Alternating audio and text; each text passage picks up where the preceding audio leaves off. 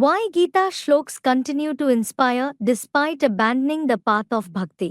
भक्ति मार्ग में लोग जब चलाते हैं तो लोग क्या पूछते हैं कि जब भक्ति मार्ग को छोड़कर ज्ञान मार्ग अपनाए फिर भक्ति मार्ग के लोगों को क्यों चुनना चाहिए? Student, when we play the shloks of the path of bhakti, people ask, you left the path of bhakti and adopted the path of knowledge. Then why should you listen to the shloks of the path of bhakti? दुनिया की हर चीज पहले सतो प्रधान होती है और बाद में तमो प्रधान होती है। Baba, everything in the world is Sato Pradhan at first and then it becomes Tamo Pradhan.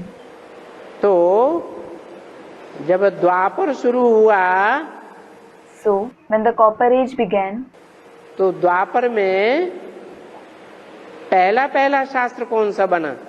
which scripture was prepared first in the Copper Age? और वो सतो प्रधान शास्त्र था या उसमें रजो प्रधानता की मिक्सचरिटी थी या तमो प्रधानता की मिक्सचरिटी थी? Student replies, and was it a Sato Pradhan scripture or was Rajo Pradhanta and Tamo Pradhanta mixed in it?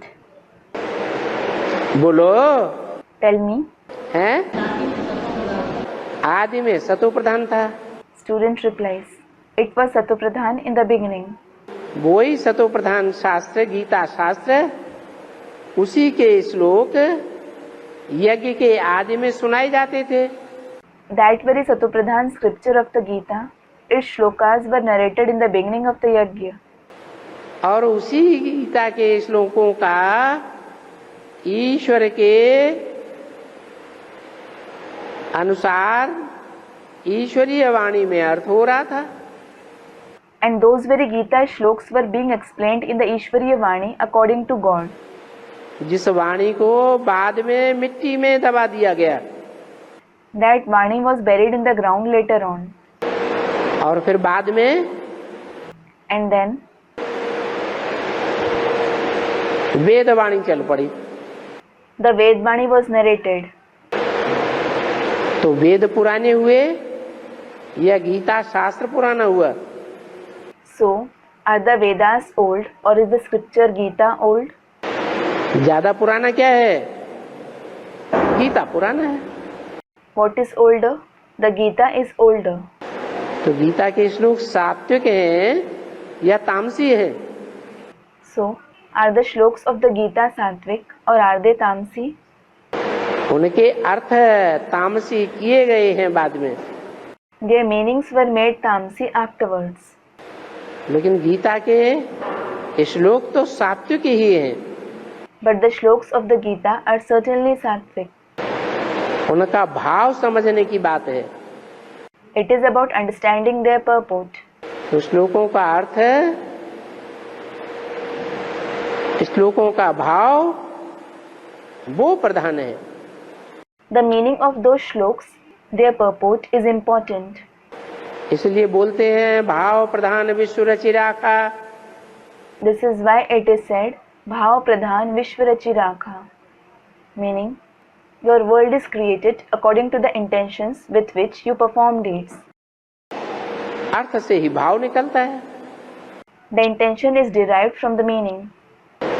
दुनियावी विद्वानों ने मनुष्यों ने गीता की जो टीकाएं की हैं, The commentaries of the Gita that the worldly scholars and human beings have made, वो टीकाएं विकारी बुद्धि से निकली हैं have those commentaries emerged from a vicious intellect या निर्विकारी बुद्धि से निकली हैं?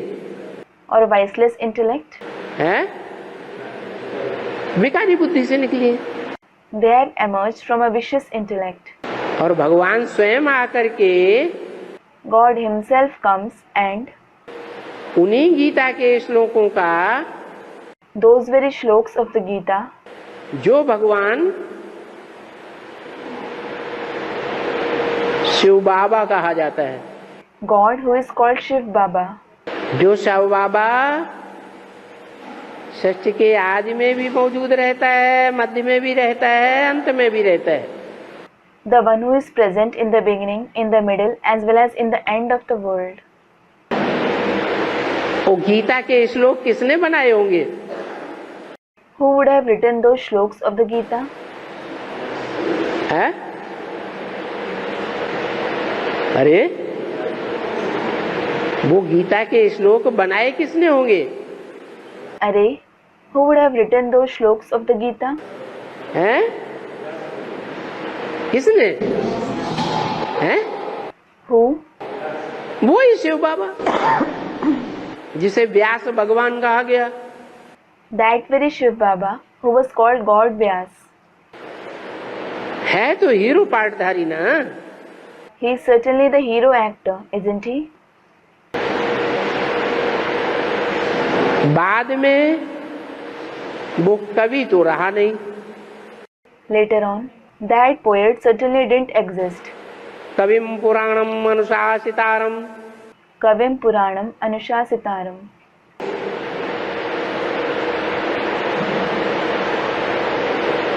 इस गीता के शास्त्र के आधार पर सारे विश्व का अनुशासन अंत तक चलता है। Based on the scripture of the Gita, the entire world is ruled till the end. अंत में तामसी अनुशासन, आरंभ में सात्विक अनुशासन। There is Tamsi rule in the end and Sattvic rule in the beginning. वो ही तन मुकर्रर रथ रहता है। That very body remains the permanent chariot. उसी तन में परमपिता परमात्मा शिव आकर के 36-37 में गीता के श्लोकों का सही अर्थ बताते हैं।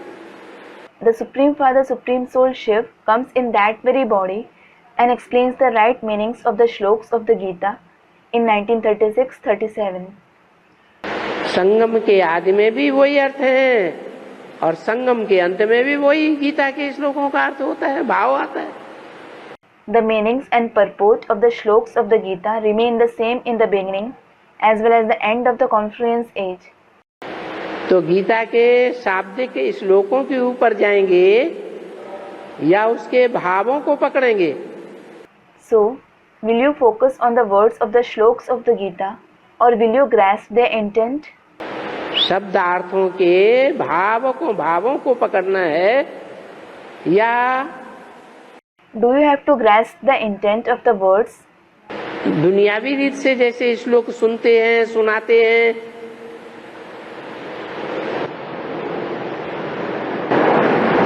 मनुष्य गुरुओं के द्वारा बनाई हुई टीकाओं के आधार पर समझते हैं, ऐसे समझेंगे? Or will you do as the worldly people do by listening and narrating shloks and understanding them based on the commentaries made by human gurus? तो सारी बात है भावना की।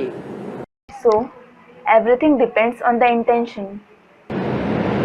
उसके भाव को अगर समझा, जो ईश्वरीय भाव है, If you understood its intention, that is, the Ishwariya intention, तो गीता के श्लोक ज्ञान युक्त हैं या भक्ति मार्ग हुए?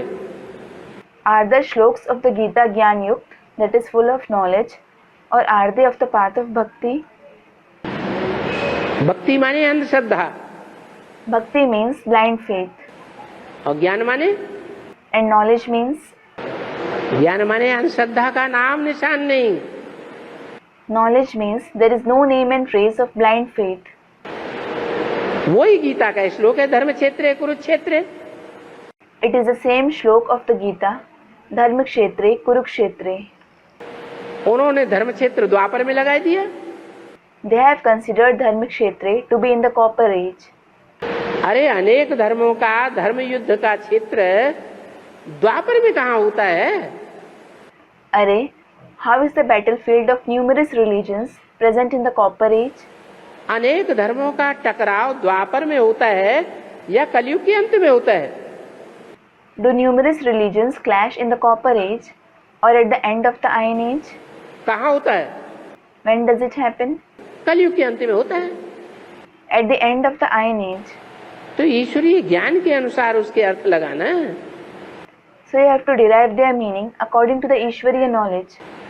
ईश्वरीय ज्ञान तो कहता है कि भगवान ने आकर द्वापर के अंत में गीता नहीं सुनाई। The Ishwariya knowledge in fact says God didn't come at the end of Copper Age and narrated the Gita. और गीता सुना करके कलयुग पापी युग की स्थापना नहीं की। He didn't narrate the Gita and establish the sinful age, the Iron Age. वो भाव गलत है। That meaning is wrong. सही भाव क्या है? धर्म क्षेत्रे कुरुक्षेत्रे का, सर्वधर्मान परित्यज्य का। What is the right meaning of Dharmakshetre, Kurukshetre, Sarvadharman Parityajya? अरे सर्वधर्म द्वापर में होते हैं या कलयुग के अंत में होते हैं? Array, are all the religions present in the Copper Age or at the end of the Iron Age? कौन से सर्वधर्मों को परित्याग करें? You should renounce which all religions? है? अरे Array, कौन सा भाव उठाएंगे? which meaning will you grasp? द्वापर के अंत के धर्मों का भाव उठाएंगे या कलयुग के अंत में जो ढेर सारे धर्म दुनिया में फैले हुए हैं उन धर्मों का त्याग करने की बात है? Will you grasp the idea of the religions at the end of the Copper Age, or is it about renouncing the numerous religions that have spread in the world at the end of the Iron Age? तो भाव प्रधान विश्व रचि राखा। So भाव प्रधान विश्व रचि राखा। सिर्फ गीता के श्लोकों के ऊपर नहीं जाना है। You don't just have to see the shloks of the Gita. Gita के श्लोकों का ईश्वर के अनुसार जो अर्थ है उस अर्थ को पकड़ना है। You have to grasp the meaning of the shlokas of the Gita according to God. और जब हम अर्थ को पकड़ते हैं तो हमारी बुद्धि ईश्वरीय भाव में रहती है, ईश्वरीय ज्ञान में रहती है।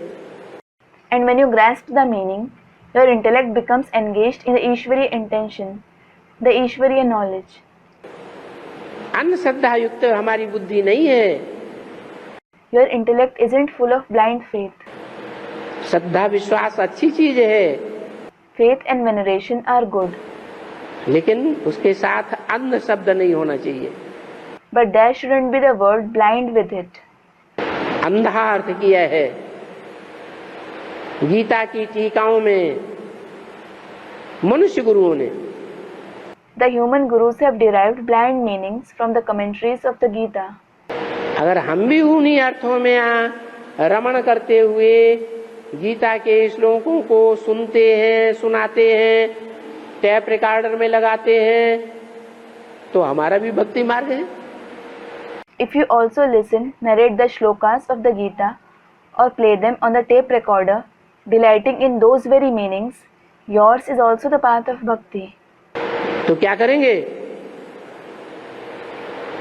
गीता के श्लोकों के एक एक शब्द को, शब्दार्थ को, शब्द के भाव को समझेंगे या सिर्फ गीता के श्लोकों को रटेंगे?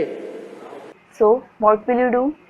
Will you understand every word, meaning and purport of the Gita shlokas, or will you just memorize them? भाव को पहले समझना है। You have to understand the purport first of all. जब भाव को समझ लेंगे तो गीता के श्लोक ही बदल जाएंगे। When you understand the purport, the very shlokas of the Gita will change. भक्ति मार्ग के श्लोक नहीं रहेंगे वो। They will no longer remain the shlokas of the path of bhakti.